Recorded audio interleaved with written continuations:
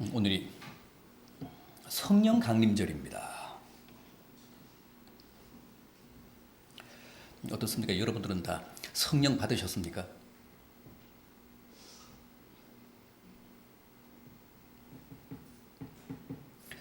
성령 강림을 체험하셨습니까?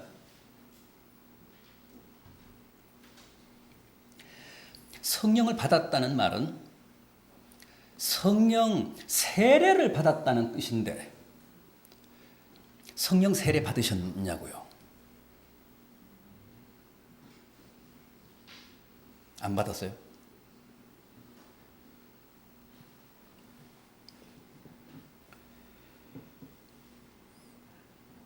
나는 물 세례는 받았는데 아직 성령 세례는 못 받았다 하신 분 계십니까?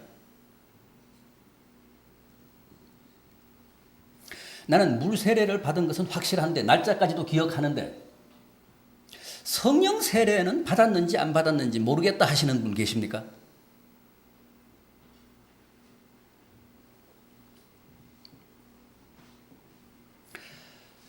아니면 물 세례는 누구나 예수를 믿으면 기본으로 받는 거지만 성령 세례는 아무나 받는 게 아니라 일정한 그런 조건이 충족이 돼야 받는 특별한 세례다. 그렇게 생각하시는 분 계십니까?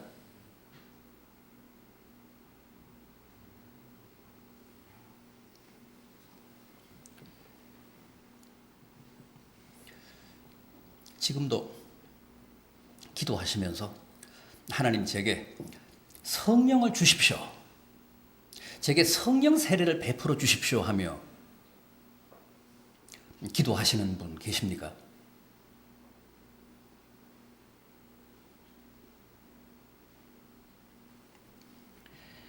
오늘 이 설교가 그런 분들에게 도움이 되기를 바람하지 않습니다. 여러분들이 좀 주의를 집중해서 오늘 말씀을 들어주시기를 바랍니다.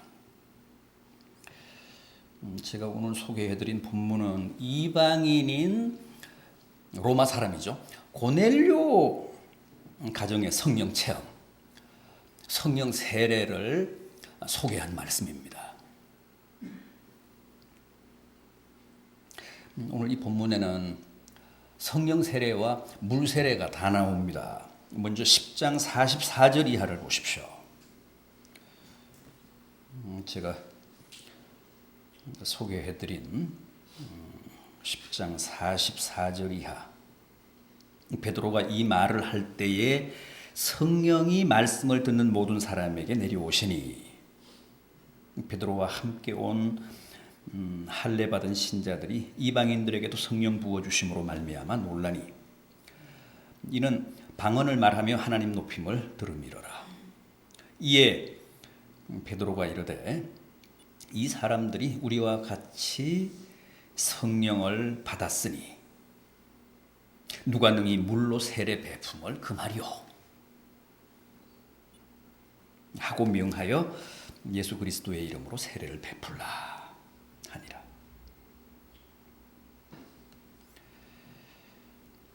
보십시오. 44절에는 성령이 모든 사람에게 내려오셨다 그랬죠. 또 45절에서는 성령을 부어주셨다. 성령 부어주심이라는 표현이 나옵니다. 성령이 사람들에게 내려오셨다. 성령을 부어주셨다. 또 47절에는 성령을 받으니 성령을 받았다는 말이 나옵니다.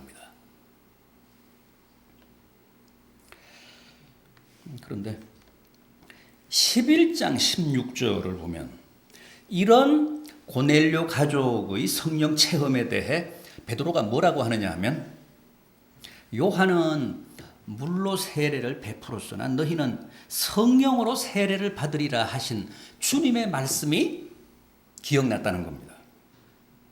주님의 말씀이 생각났다고 합니다. 이게 지금 이제 베드로의 진술입니다.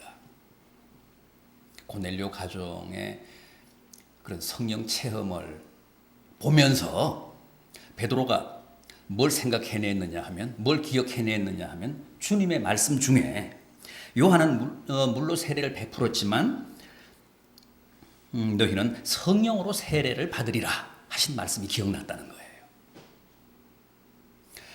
그러니까 고넬료 가정의 그 성령이 내려오고, 또 고넬료 가족들에게 하나님이 성령을 부어주시고, 또 고넬료 가정의 온 가족이 성령을 받은 사건이 베드로에 의하면 그게 바로 성령 세례라는 거예요. 주님이 말씀하신 성령 세례라는 거죠.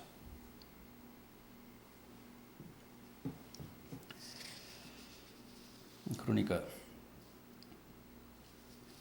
물세례가 믿는 자라면 누구나 다 받는 일반적이고도 보편적인 의식이듯이, 성령 세례도 믿는 자라면 누구나 일반적으로 경험하는, 보편적으로 체험하는 사건이라는 거예요.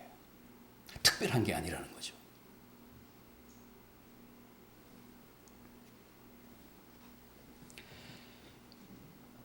믿는 자 중에서도 특별한 사람만 체험하는 특별한 사건이 성령 세례가 아니고, 우리가 믿으면 다 물세례 받잖아요. 그 물세례처럼 성령 세례도 보편적인 사건이라는 거예요. 믿는 자 위에 성령이 내려오는 것, 하나님이 믿는 자 위에 성령을 부어주시는 것, 믿는 자가 성령을 받는 것, 그게 성령 세례라는 거예요. 고넬료 가족의 그런 성령 체험을 보고 베드로가 이게 바로 믿는 자가 경험하는, 체험하는 주님이 말씀하신 성령 세례구나.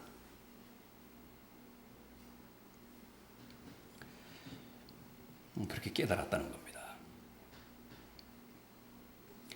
11장 15절을 보십시오. 11장 15절. 내가 말을 시작할 때 이제 베드로가 이렇게 진술하고 있는 겁니다. 성령이 그들에게 임하시기를 처음 우리에게 하신 것과 같이 하는지라. 여기서 우리는 누굽니까?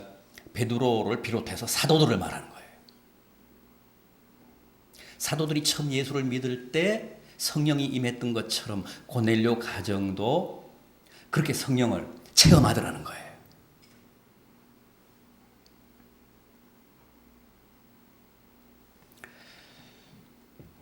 처음 우리에게 하신 것과 같이 했다. 17절도 보십시오. 그런즉 하나님이 우리가 주 예수 그리스도를 믿을 때 주신 것과 같은 선물을 그들에게도 주셨으니, 우리가 처음 예수를 믿을 때 하나님이 우리에게 주셨던 선물, 그 성령 체험, 성령 강림, 그걸 고넬료 가정도 체험하더라는 거예요. 고넬료 가정의 모든 가족들을 모아놓고 베드로가 설교를 했거든. 복음을 전했습니다. 부흥회를 했습니다. 그런데 고넬료 가정이 그 베드로가 전하는 말씀을 듣고 예수를 고백하니까 성령이 임했다는 거죠. 그러니까 그 사건은 특별한 사건이 아니라 사도들도 똑같이 그런 체험을 했다는 거예요. 처음 예수를 믿을 때 성령이 자기들에게 그렇게 임했다는 거죠. 그것처럼 고넬료 가정에 온 가족들에게도 그렇게 하나님이 성령을 허락하셨다는 거예요. 성령 강림이라고 하는 선물을 주셨다는 거예요. 그걸 성령 세례라고 합니다. 그걸 보고 베드로가 주님이 하신 말씀 가운데 요한은 물로 세례를 줬지만 너희는 성령으로 세례를 받으리라는 말씀을 또 올렸다는 거죠.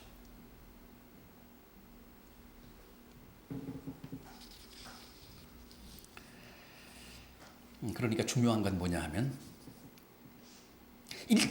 물 세례를 받고 예수를 착실하게 잘 믿으면 한 몇 년쯤 지나서 이제 성령 세례를 받는 게 아니고, 그런 성령 세례라고 하는 게 특별한 사건이나 특별한 은혜가 아니고, 예수를 믿으면 누구나 받는 보편적인 은혜라는 거예요.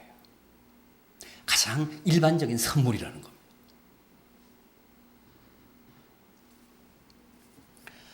뜻밖에도 그렇게 생각하는 사람들 많습니다. 물 세례는 누구나 받는 것이고, 기독교에 입문할 때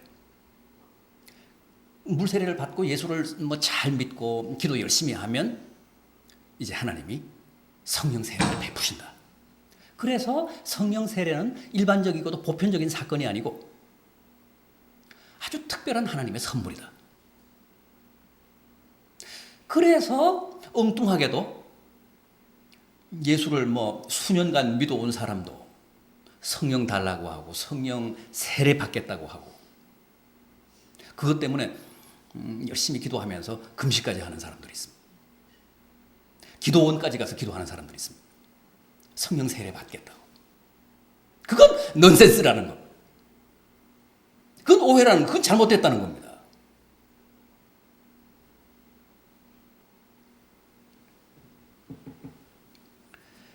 주님이 뭐라고 하셨습니까?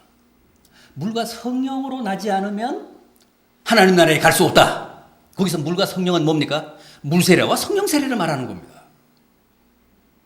우리는 물 세례와 성령 세례로 그리스도인이 됩니다. 하나님의 자녀가 됩니다.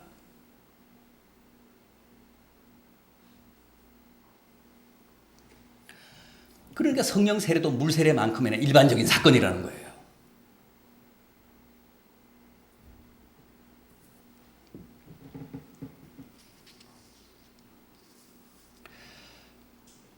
물 세례는 뭐죠? 물 세례.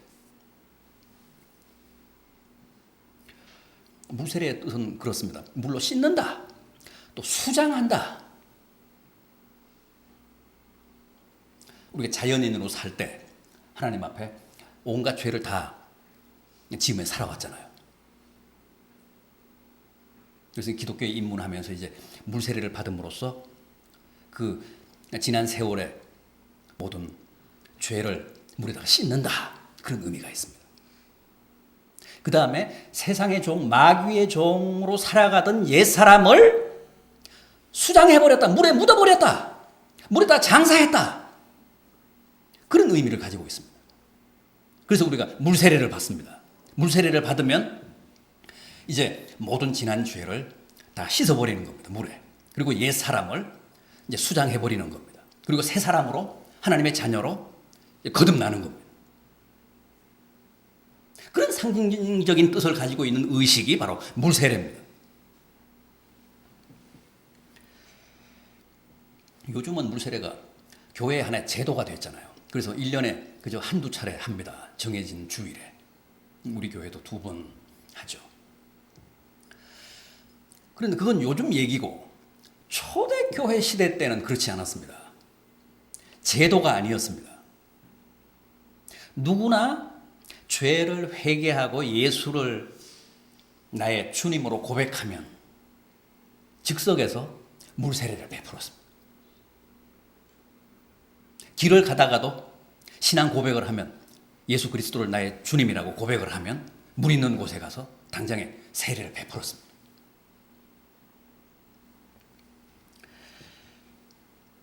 그래서 초대교회 때는 물세례가 곧 회개를 의미했습니다. 물세례가 곧 신앙 고백을 의미했습니다. 요즘은 그렇지 않잖아요. 요즘은 제도가 됐기 때문에 회개나 신앙 고백하고 상관없이 물세례를 받을 수도 있습니다. 물세례 받은 사람들 중에서도 예수 안 믿는 사람이 있을 수 있습니다. 결혼을 하기 위해서 신부 쪽에서 세례를 요구하니까 본의 아니게 이제 세례를 받을 수도 있고, 군에서 특박을 보내준다, 휴가를 보내준다 그러니까 또 본의 아니게 또 이제 세례를 받을 수도 있습니다. 그러나 그건 요즘 얘기고, 초대교회 때는 그런 경우가 없었습니다. 물 세례란 곧 개종을 의미합니다. 회개를 의미하고 신앙 고백을 뜻합니다.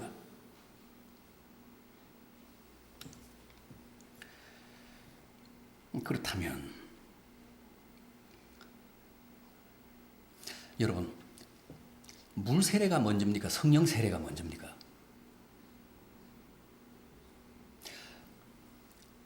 그 우선순위 한번 여러분들이 지정을 해 보십시오. 물 세례가 먼저입니까? 성령 세례가 먼저입니까? 성령 세례가 먼저죠. 엄밀하게 얘기하면 성령 세례가 먼저입니다. 왜 성령 세례가 먼저일까요? 그렇죠. 성령 세례를 받기 전에는, 성령이 내게 강림하시기 전에는, 성령이 내게 내려오셔서 내 안에 내주하시기 전에는 깨닫지를 못합니다. 뭐요? 내가 죄인이라는 사실. 내가 회개를 해야 될 필요성을 못 느낍니다. 예수 그리스도가 왜 내게 필요한지 모릅니다. 우리가 전도할 때 우리는 다 죄인입니다. 그러면 세상 사람들이 막 화내잖아요. 내가 무슨 죄를 지었냐고 막 대들잖아요. 왜냐하면 그 사람들은 성령을 못 받았기 때문에 자기가 죄인이라는 의식이 없습니다. 죄라는 개념이 없습니다. 성령이 나로 하여금 죄가 뭔지 의가 뭔지를 깨닫게 합니다. 성령이 나로 하여금 회개하게 합니다. 성령이 나로 하여금 구원의 필요를 느끼게 합니다. 깨닫게 합니다. 성령이 강제해서 2000년 전에 살다가 하늘로 가셨다는 그 예수 그리스도 앞에 무릎을 꿇게 하고 그분에게 당신이야말로 나의 구주십니다라고 고백하게 합니다. 맨정신으로는 절대 안 됩니다. 여러분들이 예수 그리스도 만난 적 없잖아요.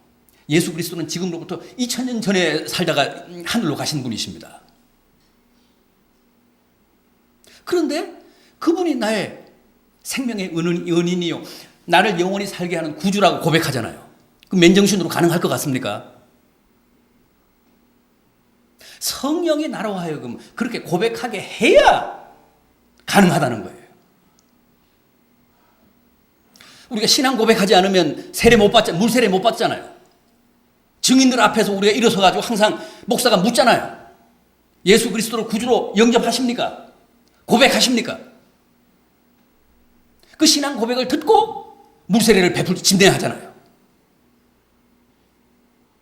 그게 거짓말이 아니고 자기 양심껏 하는 진지한 신앙 고백이라면 성령이 나로 하여금 그 고백을 가능하게 하기 때문에 물 세례 전에 이미 우리는 성령 세례를 받는 겁니다.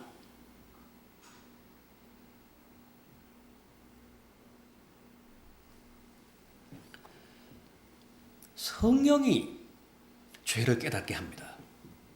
그래서 회개하게 합니다. 아까도 말씀을 드렸듯이 물 세례를 받고 신앙생활 열심히 하면 가상히 여기어서 하나님이 특별한 은혜로 성령 세례를 허락하시는 게 아니고, 언제 내가 성령 세례를 받았는지는 모르지만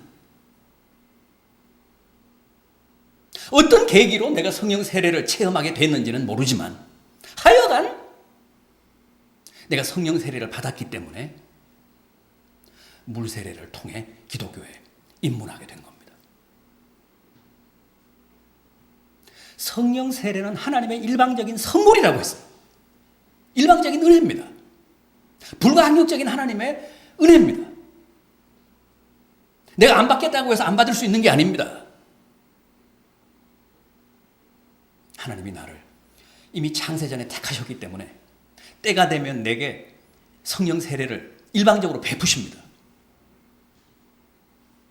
그래서 기독교 신앙에 관심을 갖게 하고, 그래서 어떤 계기로 조금씩 접근하게 하셔서 말씀을 접하게 하고, 이 고넬료 가족처럼 말씀을 듣는 순간에 감동을 느끼고 회개하고 주님을 영접함으로써 비로소 증인들 앞에서 신앙 고백을 하고 무세례를 받게 하시는 겁니다. 그 모든 과정이 우연이 아닙니다. 내 의지의 발동이 아닙니다. 하나님이 일방적으로 베푸신 성령 세례를 통해서 우리가 오늘 이 자리에 이른 겁니다. 세상이 유혹하고 세상이 늘 우리를 미혹하기 때문에 죽지 못해서 오늘 여기도 끌려 나오셨고 신앙생활을 하고 계시지만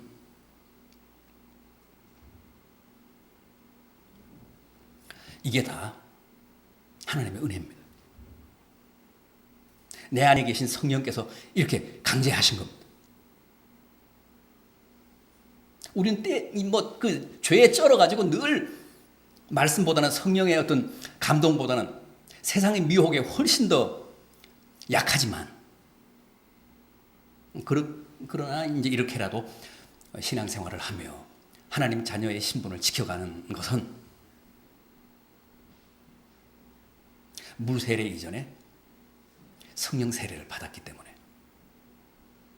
그 성령께서 우리를 지금도 지키시고 인도하고 계시기 때문에 그렇습니다. 요한복음 16장 8절을 보면 성령 그가 오셔서 죄에 대하여 의에 대하여 심판에 대하여 가르치신다 그랬습니다. 성령이 아니면 죄가 뭔지 모릅니다. 의가 뭔지 모릅니다. 하나님의 심판이라는 개념이 뭔지도 모릅니다. 또 고린도전서 12장 3절입니다. 누구든지 성령으로 하지 아니하고는 예수를 주라 시인할 수 없느니라. 여러분들은 내가 예수 그리스도를 나의 주님이라고 고백한다고 생각하시지만 천만에요. 누구도 맨정신으로는 그렇게 고백할 수 없고 성령에 씌워야, 성령의 세례를 받아야, 성령이 강제하셔야 내가 내 입으로 예수 그리스도를 주라 시인할 수 있습니다. 고백할 수 있습니다.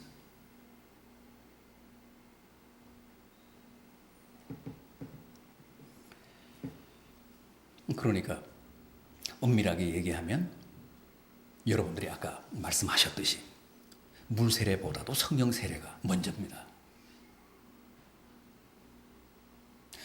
혹 사정이 있어서 지금 신앙생활 열심히 하시는 분들 중에도 물세례를 못 받으신 분은 있을 수 있습니다. 그리고 물세례를 받아야 되는 거긴 하지만 안 받으면 큰일 나는 것은 또 아닙니다. 그러나 성령 세례를 안 받은 신자는 없습니다.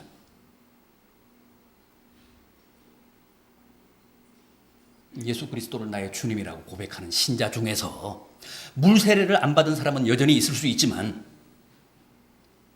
성령 세례를 안 받은 사람은 절대 없다는 거죠. 무슨 다른 꿍꿍이가 있어서 여기 앉아 있으면 모르지만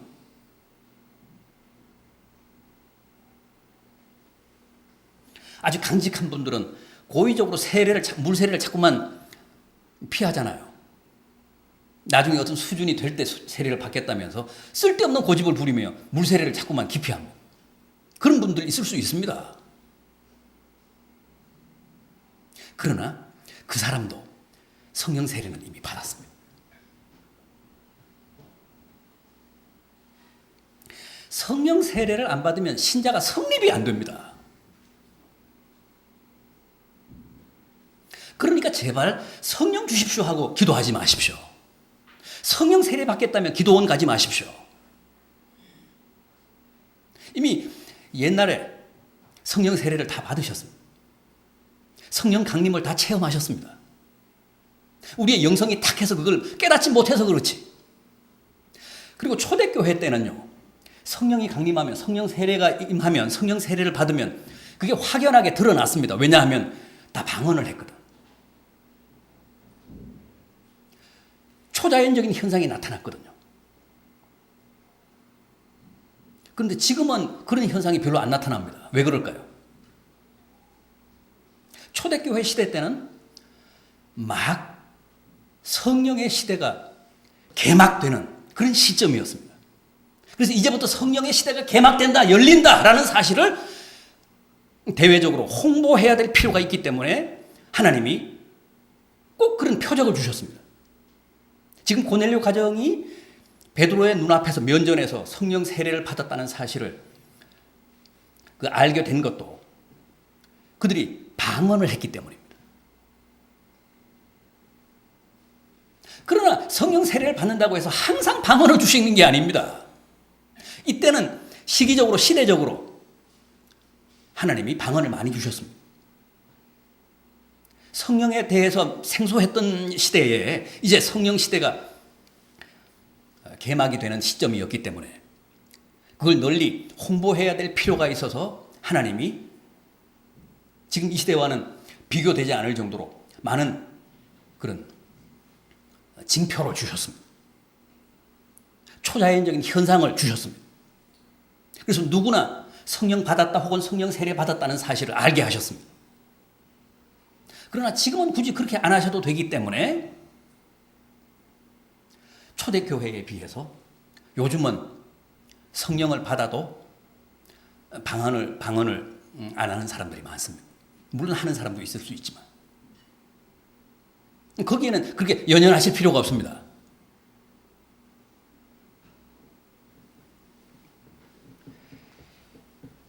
우리가 예수를 믿는다면 이미 성령 세례를 다 받은 겁니다. 성령 강림을 다 체험한 겁니다. 그래서 증인들 앞에서 신앙 고백을 하고 물세례를 받았습니다. 그러니까 자주 말씀드리지만 여러분들이 지금 신앙생활을 한 지가 5년이 되셨다면 5년 전부터 여러분들 안에는 성령이 계십니다. 다만 내가 그 사실을 깨닫지 못하고 인정하지 못하고 내 안에 계신 성령과 교감하며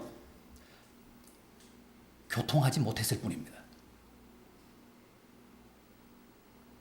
그러니까 생각해 보십시오. 성령이 내 안에 계신 이유는 부단히 나와 교제하고 교감하면서 내게 많은 것들을 깨닫고 또 내게 계시를 주시기 위해서인데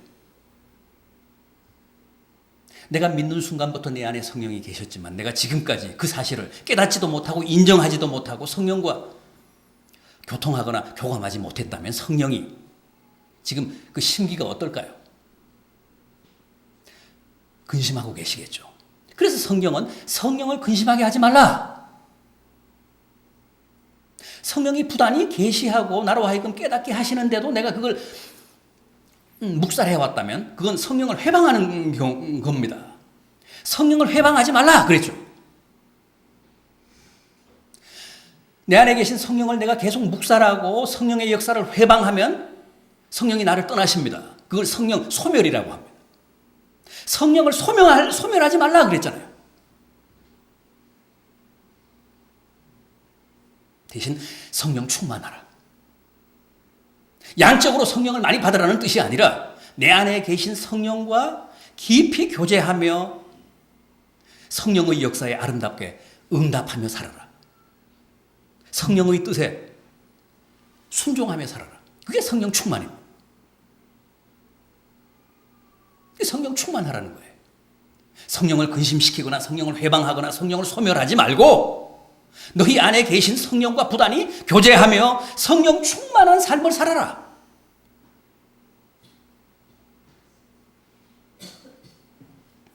따라서 우리의 과제는 성령 충만입니다. 성령을 근심시키지 않는 겁니다. 성령의 역사를 회방하지 않는 겁니다. 내 안에 계신 성령을 소멸하지 않는 겁니다.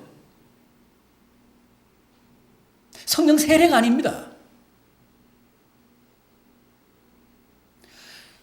부디 깨달으십시오.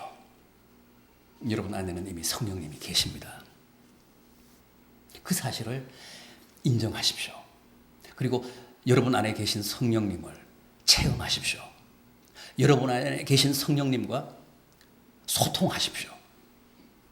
여러분 안에서 부단히 깨닫게 하시고 계시하시는 성령님의 뜻에 결단하십시오. 아름답게 응답하십시오. 그게 최대 과제입니다.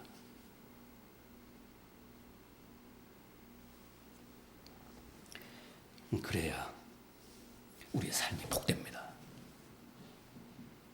우리가 성령의 존재를 인정하고 성령과 교제하면서 성령의 역사에 아름답게 응답하면 성령이 신이 나서 역사하십니다. 큰 은혜를 베푸시고 축복을 허락하십니다. 자기가 모시고 사는 성령을 늘 근심시키며 성령의 역사를 회방하며 사는 신자야말로 가장 불행한 신자입니다.